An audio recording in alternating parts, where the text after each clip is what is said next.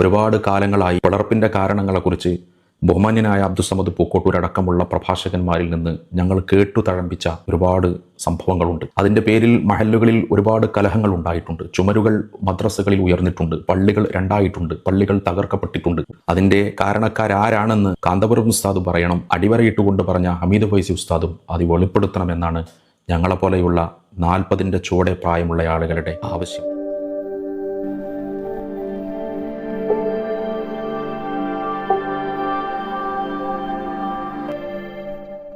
കുറച്ചു ദിവസങ്ങളായിട്ട് സോഷ്യൽ മീഡിയയിൽ അബ്ദുൽ ഹമീദ് ഫൈസി അമ്പലക്കടവിനെതിരെയും മുസ്തഫ മുണ്ടുപാറക്കെതിരെയുമുള്ള സൈബർ ആക്രമണമാണ് സോഷ്യൽ മീഡിയ നിറയെ നമുക്ക് കാണാൻ സാധിക്കുന്നത്. അതിൻ്റെ പ്രധാന കാരണം കഴിഞ്ഞ ദിവസം സമസ്തയുടെ സ്ഥാപക ദിന സമ്മേളനത്തിൽ ബഹുമാനപ്പെട്ട കാന്തപുരം ഉസ്താദിൻ്റെ പ്രഭാഷണത്തിനിടയിൽ പഴയ കാര്യങ്ങളൊക്കെ ഓർത്തുകൊണ്ട് ഷംസുൽ ഉലമയൊക്കെ അനുസ്മരിച്ചുകൊണ്ട് അറിയാതെ വിതുമ്പിപ്പോകുന്ന കാര്യം വാർത്താമാധ്യമങ്ങളിലൂടെ വലിയ പ്രചാരം നേടിയിരുന്നു. അത് പല ആളുകളും വിവാദമാക്കിയിരുന്നു. അപ്പോൾ അതിനെപ്പറ്റിയുള്ള ഒരു പ്രതികരണവുമായി അബ്ദുൽ ഹമീദ് ഫൈസി അമ്പലക്കടവും അതേപോലെ തന്നെ മുസ്തഫ മുണ്ടുപാറയുമൊക്കെ ഫേസ്ബുക്കിൽ പോസ്റ്റ് ഇട്ടിരുന്നല്ലോ. പഴയ കാലത്ത് നിന്നും തികച്ചും വ്യത്യസ്തമായിട്ടുള്ള പോസ്റ്റ് തന്നെയായിരുന്നു അത്.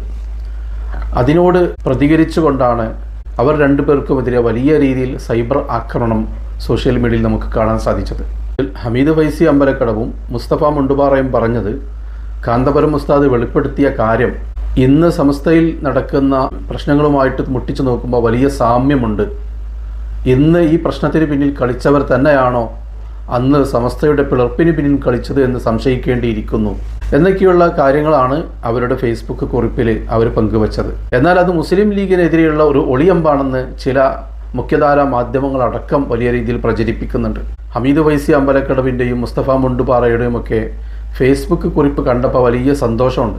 ബഹുമാനപ്പെട്ട കാന്തപുരം ഉസ്താദിനെ വിമർശിച്ചുകൊണ്ടോ കുറ്റപ്പെടുത്തിക്കൊണ്ടോ ഒരു വാക്ക് പോലും ആ കുറിപ്പിൽ കണ്ടില്ല എന്നുള്ളതാണ് എന്നെ ഏറെയും സന്തോഷിപ്പിച്ചത്. കാന്തപുരം ഉസ്താദ് വെളിപ്പെടുത്തിയ കാര്യം നമ്മൾ കൂടുതൽ ആലോചിക്കേണ്ടിയിരിക്കുന്നു, പഠിക്കേണ്ടിയിരിക്കുന്നു. അന്നത്തെ പിളർപ്പിന് പിന്നിൽ പ്രവർത്തിച്ചത് ആരാണെന്നും യഥാർത്ഥ സംഭവങ്ങളൊക്കെ എന്തൊക്കെയാണെന്നും കൂടുതൽ അതിനെക്കുറിച്ച് പഠിക്കേണ്ടിയിരിക്കുന്നു എന്നൊക്കെയുള്ള വാചകങ്ങളാണ് ആ കുറിപ്പിൽ നമ്മൾ കണ്ടത്. മുമ്പൊക്കെ ആയിരുന്നെങ്കിൽ ബഹുമാനപ്പെട്ട ഉസ്താദ് എന്ത് പറഞ്ഞാലും എന്ത് ചെയ്താലും അതിനെതിരെ പ്രതികരിക്കുക എന്നതായിരുന്നല്ലോ ഇവരുടെയൊക്കെ ഒരു രീതി. കഴിഞ്ഞ വർഷമാണെന്ന് തോന്നുന്നു സമസ്തയുടെ തന്നെ സ്ഥാപക ദിനത്തിൽ ബഹുമാനപ്പെട്ട കാന്തപുരം ഉസ്താദ് വരക്കൽ മുല്ലക്കോയത്തങ്ങളുടെ മക്കാമ് സന്ദർശിച്ചപ്പോഴും ഇവർ ഈ രീതിയിൽ പ്രതികരിച്ചിരുന്നു. അന്ന് ഇവർ പറഞ്ഞത് എന്തായിരുന്നു വെച്ചാൽ ബഹുമാനപ്പെട്ട കാന്തപുരം നിലപാട് മാറ്റിയോ, മുമ്പത്തേതിൽ നിന്ന് വ്യത്യസ്തമായിട്ട് വരക്കൽ മക്കാമിലേക്കൊക്കെ കടന്നു വന്നല്ലോ, കഴിഞ്ഞ കാലങ്ങളിൽ നിന്നുള്ള നിലപാടിൽ ഒരുപാട് മാറ്റം സംഭവിച്ചിട്ടുണ്ട് എന്നൊക്കെ രീതിയിലുള്ള ചില കമൻറ്റുകളായിരുന്നു അന്നത്തെ ഫേസ്ബുക്ക് പോസ്റ്റിൽ നമ്മൾ കണ്ടത്. എന്നാൽ അത്തരത്തിലുള്ള ഒരു വാചകം പോലും ഇപ്പോഴുള്ള കുറിപ്പിൽ കണ്ടില്ല എന്നുള്ളത് വലിയ സന്തോഷം നൽകുന്ന കാര്യം തന്നെയാണ്. പക്ഷേ EK വിഭാഗത്തിൻ്റെ പല പ്രവർത്തകരും ആകെ കൺഫ്യൂഷനിലാണ്. പല പ്രവർത്തകരും ഇപ്പോൾ ചോദിക്കുന്നത് കാന്തപുരം ഉസ്താദ് ഇപ്പോൾ വെളിപ്പെടുത്തിയ കാര്യമാണ് സത്യമെങ്കിൽ ആ കാന്തപുരം ഉസ്താദിൻ്റെ വാക്കുകളോട് അനുകൂലിച്ചുകൊണ്ട് ഹമീദ് ഫൈസിയും മുസ്തഫ മുണ്ടുപാറയും ഫേസ്ബുക്ക് പോസ്റ്റിട്ട കാര്യമാണ് സത്യമെങ്കിൽ ഞങ്ങൾ ഇതുവരെ വിശ്വസിച്ച് പോകുന്ന കാര്യങ്ങൾ എന്തായിരുന്നു? കാന്തപുരം ഉസ്താദ് വെളിപ്പെടുത്തിയ കാര്യങ്ങൾ നിഷേധിക്കാതെ അതിനെക്കുറിച്ച് കൂടുതൽ പഠിക്കണമെന്ന് പറയുന്ന ഇവരുടെ പോസ്റ്റുകൾ കാണുമ്പോൾ അതുവരെ ഞങ്ങൾ കാന്തപുരത്തെക്കുറിച്ച് വിശ്വസിച്ച കാര്യങ്ങൾ എന്തായിരുന്നു? അതിലൊരു വസ്തുതയും ഇല്ലേ എന്നാണ് ഇപ്പോൾ അവരുടെ അണികൾ തന്നെ ചോദിച്ചുകൊണ്ടിരിക്കുന്നത്. ഹമീദ് ഫൈസിയുടെയും മുസ്തഫ മുണ്ടുപാറയുടെയും കുറിപ്പിൽ പറയുന്നതാണ് വസ്തുതയെങ്കിൽ, അതാണ് യാഥാർത്ഥ്യമെങ്കിൽ അബ്ദുസ്സമദ് പൂക്കോട്ടൂരും നാസർ ഫൈസി കൂടത്തായി അടക്കമുള്ള പല നേതാക്കളും മുമ്പ് പറഞ്ഞ കാര്യങ്ങളൊക്കെ അത് കളവായിരുന്നില്ലേ? അവർ നിരന്തരമായിട്ട് കാന്തപുരം ഉസ്താദിനെതിരെ പല രീതിയിലുള്ള ആരോപണങ്ങളും പറഞ്ഞിരുന്നു. അതിൻ്റെ നിജസ്ഥിതി തിരിച്ചറിയാതെ പല മഹല്ലുകളിലും പ്രശ്നമുണ്ടായിട്ടുണ്ട്. എന്നാൽ അതൊക്കെ കളവായിരുന്നോ എന്നല്ലേ ഈ ഫേസ്ബുക്ക് കുറിപ്പിലൂടെ നമുക്ക് ബോധ്യപ്പെടുന്നത്? സമസ്ത വാഫി വിഷയത്തിൽ അബ്ദുസ്സമദ് പൂക്കോട്ടൂർ പച്ചക്കളവ് പറഞ്ഞത് അവർക്കൊക്കെ ബോധ്യപ്പെട്ടിട്ടുണ്ടല്ലോ. ആ കളവ് തെളിവ് സഹിതം അവർ പിടികൂടിയിട്ടുമുണ്ട്. എന്തെങ്കിലും ഭൗതിക നേട്ടത്തിന് ഇപ്പോൾ കളവ് പറയുന്ന ആളുകൾ അന്നും ഇതുപോലെ കളവ് പറഞ്ഞിട്ടുണ്ടാവുമല്ലോ എന്നാണ് സമസ്തയുടെ പ്രവർത്തകർ സംശയിച്ചു പോകുന്നത്. അന്ന് അദ്ദേഹം പറഞ്ഞ കാര്യങ്ങളൊക്കെ കണ്ണടച്ച് വിശ്വസിക്കാൻ പറ്റുന്ന ഒരു സത്യസന്ധനൊന്നും അല്ല എന്ന് ഇപ്പോൾ അവർക്ക് ബോധ്യപ്പെട്ടിട്ടുണ്ടല്ലോ. ഏതായാലും ഒരുപാട് പ്രവർത്തകർ സോഷ്യൽ മീഡിയയിലൂടെ ഇത്തരം ചോദ്യങ്ങൾ ഉന്നയിക്കുന്നുണ്ട്. അതിൽ അവരുടെ തന്നെ ഏറ്റവും വലിയൊരു പ്രവർത്തകൻ്റെ ചോദ്യം അഭിപ്രായങ്ങളും നമുക്കൊന്ന് കാണാം. ബഹുമാനപ്പെട്ട അമ്പലക്കട ഉസ്താദിനോടും 40 വയസ്സിന് താഴെയുള്ള എന്നെപ്പോലെയുള്ള ആളുകൾക്ക് ചോദിക്കാനുള്ളത്, എന്തായിരിക്കും ഉസ്താദെ കാന്തപുരം ഉസ്താദ പറഞ്ഞു വെച്ചതും നിങ്ങൾ അടിവരയിട്ടതും? ഇതറിയാനുള്ള താല്പര്യം ഞങ്ങൾക്കുണ്ട്. ഒരുപാട് കാലങ്ങളായി പിളർപ്പിന്റെ കാരണങ്ങളെക്കുറിച്ച് ബഹുമാന്യനായ അബ്ദുസ്സമദ് പൂക്കോട്ടൂർ അടക്കമുള്ള പ്രഭാഷകന്മാരിൽ നിന്ന് ഞങ്ങൾ കേട്ടു തഴമ്പിച്ച ഒരുപാട് സംഭവങ്ങളുണ്ട്. അതിൻ്റെ പേരിൽ മഹല്ലുകളിൽ ഒരുപാട് കലഹങ്ങൾ ഉണ്ടായിട്ടുണ്ട്. ചുമരുകൾ മദ്രസകളിൽ ഉയർന്നിട്ടുണ്ട്. പള്ളികൾ രണ്ടായിട്ടുണ്ട്. പള്ളികൾ തകർക്കപ്പെട്ടിട്ടുണ്ട്. വലിയ പ്രത്യാഘാതം ഈ ഒരു പിളർപ്പ് കൊണ്ട് സമുദായത്തിന് നേരിടേണ്ടി വന്നിട്ടുണ്ട്. ഒരുപാട് പിന്നോട്ട് ഈ സമുദായത്തെ വലിച്ചിട്ടുണ്ട്. സമുദായത്തിന്റെ ഊർജവും സമ്പത്തുമൊക്കെ ഈ തർക്കവിതർക്കങ്ങൾക്ക് വേണ്ടി വിനിയോഗിക്കപ്പെട്ടിട്ടുണ്ട്. അതിന്റെ കാരണക്കാരാരാണെന്ന് കാന്തപുരം ഉസ്താദ് പറയണം. അടിവരയിട്ടുകൊണ്ട് പറഞ്ഞ ഹമീദ് ഫൈസി ഉസ്താദും അത് വെളിപ്പെടുത്തണമെന്നാണ് ഞങ്ങളെപ്പോലെയുള്ള 40ന്റെ ചുവടെ പ്രായമുള്ള ആളുകളുടെ ആവശ്യം. കേട്ടല്ലോ, ഇതാണ് ഇപ്പോൾ മിക്കവാറും സമസ്ത പ്രവർത്തകന്മാരുടെ ഉള്ളിലുള്ള ചോദ്യം. കഴിഞ്ഞ 40 വർഷമായിട്ട് അബ്ദുസ്സമദ് പൂക്കോട്ടൂർ അടക്കമുള്ള നേതാക്കളുടെ വാക്കുകൾ കേട്ടാണ് കാന്തപുരം ഉസ്താദിനെ ഞങ്ങൾ കണ്ടിരുന്നത്. ആ ഒരു ചിത്രമായിരുന്നു ഞങ്ങളുടെ ഉള്ളിലുണ്ടായിരുന്നത്. ചെറുപ്പം മുതലേ ഇവരുടെ ഇത്തരം വാക്കുകൾ കേട്ടാണ് സമസ്തയുടെ പ്രവർത്തകർ വളർന്നു വന്നത്. അതിനെ ചൊല്ലി എന്തൊക്കെ പ്രശ്നങ്ങൾ നമ്മുടെ നാട്ടിലുണ്ടായി. ഒരുപാട് മഹല്ലുകളിൽ പ്രശ്നമുണ്ടായി. കഴിഞ്ഞ 40 വർഷമായിട്ട് അബ്ദുസ്സമദ് പൂക്കോട്ടൂർ അടക്കമുള്ള നേതാക്കൾ പറഞ്ഞിരുന്ന കാര്യങ്ങൾ കേട്ടുകൊണ്ടാണ് ഇവിടെയുള്ള സമസ്തയുടെ മക്കൾ വളർന്നു വന്നതെന്നും അതിൻ്റെയൊക്കെ അനന്തരഫലമായി നമ്മുടെ മഹല്ലുകളിലുണ്ടായ പ്രശ്നങ്ങൾ എന്തിനായിരുന്നുവെന്നും ഇവരൊക്കെ ചോദിക്കുന്നുണ്ട്. അതുകൊണ്ട് അന്ന് യഥാർത്ഥത്തിൽ സംഭവിച്ചത് എന്താണെന്നും ഈ പിളർപ്പിൻ്റെ പിന്നിൽ കളിച്ചത് ആരാണെന്നും ബഹുമാനപ്പെട്ട കാന്തപുരം ഉസ്താദും ഹമീദ് ഫൈസിയും ഒക്കെ പറഞ്ഞു തരണമെന്ന് കൂടി അവർ കൂട്ടിച്ചേർക്കുന്നുണ്ട്.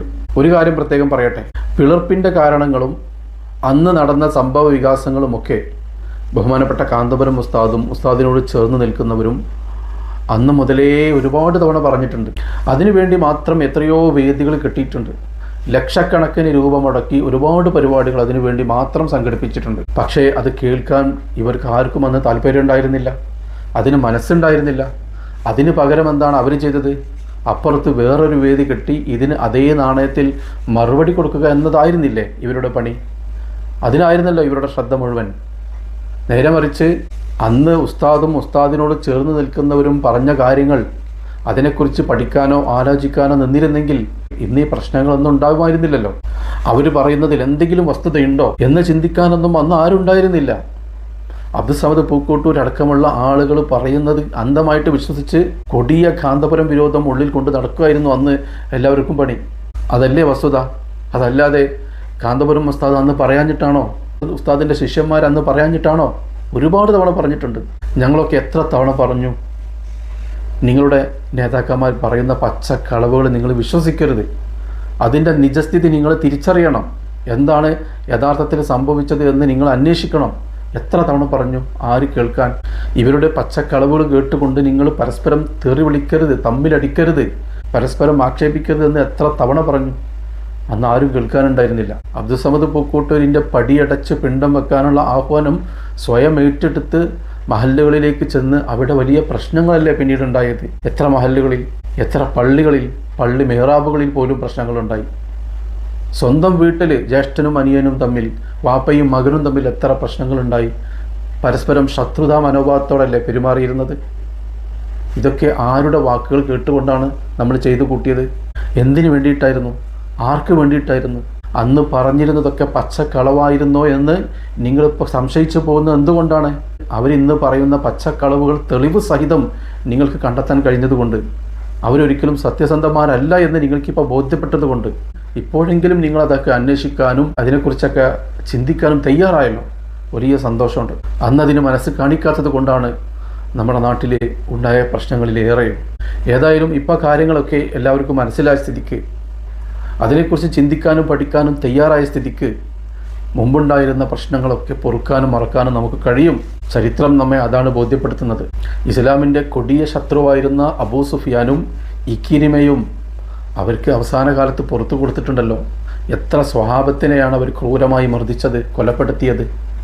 ഇസ്ലാമിന് എത്ര വലിയ മുറിവുകളാണ് അവരുണ്ടാക്കിയത്. എന്നിട്ടും അവർക്ക് പുറത്തു കൊടുത്തില്ലേ? മുത്തുനബിയുടെ സ്വന്തം എളാപ്പ ഹംസ റളിയല്ലാഹു അൻഹുവിനെ അതിക്രൂരമായി കൊലപ്പെടുത്തി കരൾ പറിച്ചെടുത്ത് ചവച്ചു തുപ്പിയ ഹിന്ദ് എന്നവർക്ക് മുത്തുനബിയും സഹാബത്തും പുറത്തു കൊടുത്തില്ലേ? അത്തരത്തിലുള്ള ചരിത്രങ്ങൾ ചെറുപ്പം മുതലേ കേട്ട് വളർന്ന് നമുക്ക് സമസ്തക്കിടയിലുണ്ടായ പ്രശ്നങ്ങളും അന്ന് നടന്ന പ്രശ്നങ്ങളൊക്കെ മറക്കാനും പൊറുക്കാനും തീർച്ചയായിട്ടും കഴിയും. അതുകൊണ്ട് തന്നെ ഇപ്പോൾ നടക്കുന്ന ഐക്യ ചർച്ചകളൊക്കെ അതിൻ്റെ വഴിക്ക് നടക്കട്ടെ. അത് നേതാക്കന്മാർ തമ്മിൽ നോക്കിക്കോളും. പക്ഷേ ഈ ഐക്യത്തിന് തുരങ്കം വെക്കുന്നവരെ തിരിച്ചറിയാനും മാറ്റി നിർത്താനും നമുക്ക് കഴിയേണ്ടതുണ്ട്. ചെറുപ്പം മുതൽ കാന്തപുരത്തെക്കുറിച്ച് കേട്ട കഥകളിൽ എന്തെങ്കിലും വസ്തുതയുണ്ടെന്നുമൊക്കെ ഇനിയെങ്കിലും നിങ്ങൾ അന്വേഷിച്ച് കണ്ടെത്തണം. അതിൻ്റെ വസ്തുത മനസ്സിലാക്കണം. തെറ്റ് പറ്റിയിട്ടുണ്ടെങ്കിൽ ഉസ്താദിനോടൊന്ന് ക്ഷമാപണം നടത്തണം. അതിനൊന്നും ഒരു മോശവും ചിന്തിക്കേണ്ട കാര്യമില്ല. പരസ്യമായിട്ടൊന്നും വേണ്ട, രഹസ്യമായിട്ട് ഉസ്താദിനോടൊന്ന് ക്ഷമ ചോദിച്ചാൽ ഉസ്താദിൻ്റെ മനസ്സ് വിശാലമാണ്, ഉസ്താദ് ക്ഷമ തരും. നമ്മുടെ പാരത്രിക വിജയമല്ലേ നമുക്ക് വലുത്. അത് നഷ്ടപ്പെടുത്തിക്കൊണ്ട് നമ്മുടെ ദുരഭിമാനം സംരക്ഷിക്കേണ്ട കാര്യമുണ്ടോ? ഒരു പക്ഷേ ബഹുമാനപ്പെട്ട കാന്തപുരം ഉസ്താദിനെ മരണത്തിൻ്റെ വക്കിൽ നിന്ന് പടച്ച റബ്ബ് കൈപ്പിടിച്ച് കൊണ്ടുവന്നിട്ടുണ്ടെങ്കിൽ അന്നത്തെ പ്രശ്നങ്ങളൊക്കെ ഒന്ന് കലങ്ങിത്തെറിയാനായിരിക്കും റബ്ബിൻ്റെ തീരുമാനം. അന്ന് ഉസ്താദിനെ തെറ്റിദ്ധരിച്ചവർക്ക് സത്യം മനസ്സിലാക്കാനുള്ള ഒരു അവസരത്തിന് വേണ്ടിയായിരിക്കും ആ മരണത്തിൻ്റെ വക്കിൽ നിന്ന് ഉസ്താദിനെ ജീവിതത്തിലേക്ക് തിരിച്ചു കൊണ്ടുവന്നത്. അന്നത്തെ പ്രശ്നങ്ങൾ കലങ്ങി തെളിയാനാണ് റബ്ബ് തീരുമാനിച്ചിട്ടുള്ളതെങ്കിൽ അത് മറച്ചു വെക്കാനോ വീണ്ടും വീണ്ടും ഉസ്താദിനെ വിമർശിക്കാനോ കുറ്റപ്പെടുത്താനോ നിങ്ങൾ ആരും നിൽക്കേണ്ട. റബ്ബ് ഒരു തീരുമാനം എടുത്തിട്ടുണ്ടെങ്കിൽ അതേ നടക്കൂ. ആരെയും വേദനിപ്പിക്കാനോ തരം താഴ്ത്താനോ ഒന്നും അല്ല കേട്ടോ ഞാനിത് പറയുന്നത്. അല്ലെങ്കിൽ പഴയ കാര്യങ്ങളൊക്കെ കുത്തിപ്പൊക്കി ഐക്യത്തിന് വിഘാതം സൃഷ്ടിക്കാനും അല്ല.